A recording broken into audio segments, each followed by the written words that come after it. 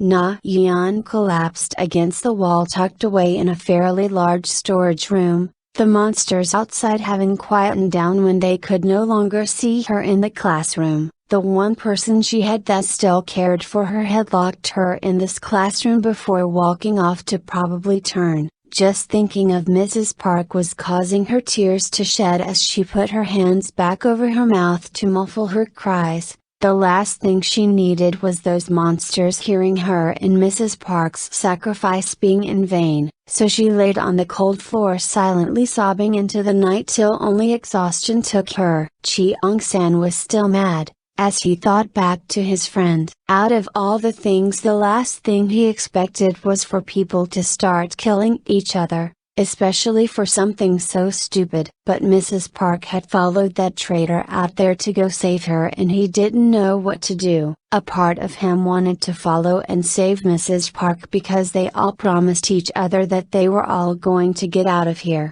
Losing 3 people this fast though was a morale killer, that much he could see with how everyone looked hopeless. Even Namra had tried to lift his spirits, but he just needed some time to himself. The numbers looked bad. If they kept losing people like this they wouldn't make it to the end of the week. But deep in his hatred and anxiety, a face kept on appearing as vivid images jumping in and out.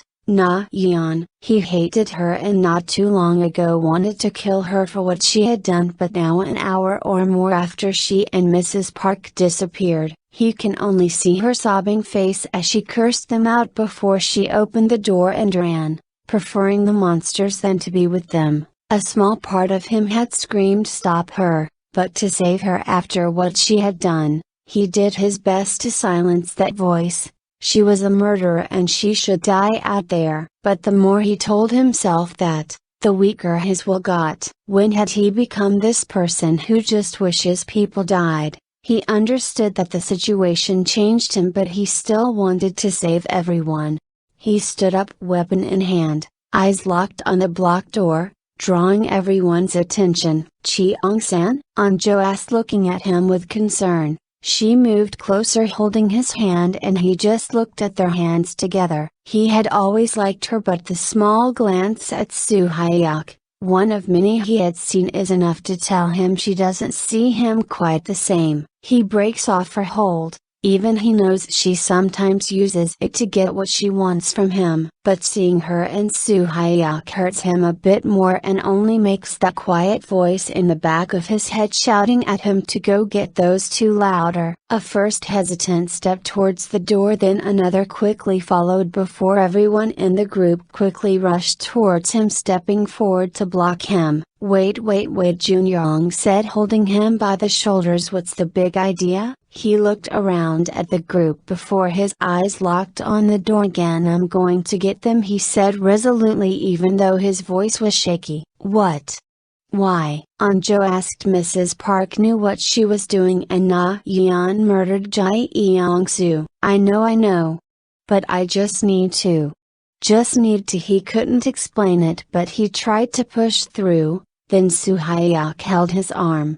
Then I'll go with you. Cheong-san didn't know what to think of this. The last thing he needed was him tagging along and possibly getting killed. If he died doing something stupid, he would rather it be him alone. No, I am going to do this alone. Plus I can check around the building if there's anything else I can use to contact the outside world. Anjo started protesting. No, we are not doing that, guys. Quite. Everyone went silent as they listened out for any sound outside the door. Luckily they heard nothing. I'm just going to do a quick check then come back. We were already planning to do that tomorrow. Yes, we know, but, Anjo tried to argue, but nothing doing now is actually better. We saw that they can't see that well, so going at night is better, so I'm doing it now. Soo-hyuk was once again offering to go with him and Kyo-san declined and moved closer to the door. As soon as I leave, you close the door and don't open it unless you hear me ask you to. Even then don't rush it. Are you sure about this?